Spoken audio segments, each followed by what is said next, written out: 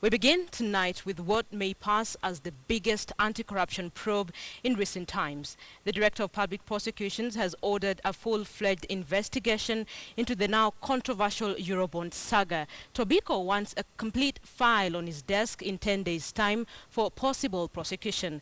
The announcement came as the war of words between CORD leader Raila Odinga and Treasury Cabinet Secretary Henry Rotich intensified. KTN'S Joe Ageyo begins our coverage tonight.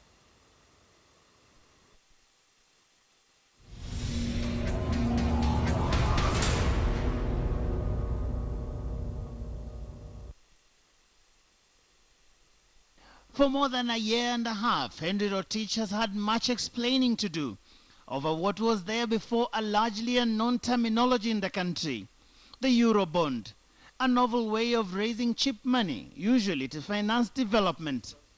But now the questions about how the 275 billion shillings raised from the bond issue was used have boiled over. The Director of Public Prosecutions, Tobiko, has now ordered a full probe into the Eurobond saga, directing both the Ethics and Anti-Corruption Commission and the CID to up their game.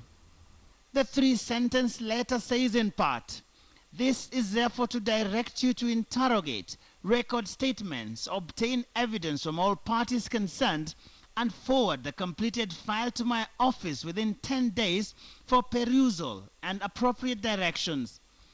The directive came just a day after CORD leader Raila Odinga stepped up his campaign to have the Eurobond documents made public, claiming that the Treasury had failed to account for up to 140 billion shillings from the proceeds. You need to know where this money went to. Such huge sums of money cannot go unnoticed. If that money was used in our economy, you would feel its effect. We spent 30 billion shillings to construct the Thika highway, and people could feel it. Rotich had in his response asked the CORD leader to visit the Treasury on Friday this week to get a breakdown on how the Eurobond cash was used. But in an open letter, Raila has rebuffed the invitation and instead demanded that the documents be made public immediately.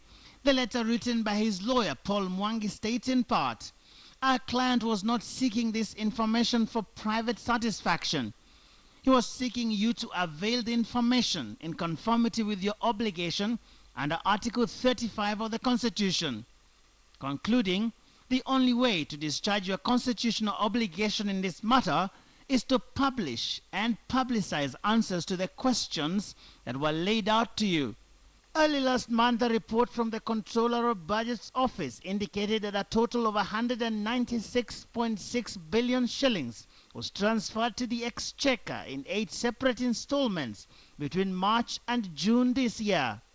The Treasury Cabinet Secretary has said the amount was shared between different ministries to finance infrastructure projects, but he has been at pains to give a list of those specific projects, fueling anxiety that the money may have been diverted to other uses, such as payment of salaries or into private pockets. Joe Ageyo, KTN News.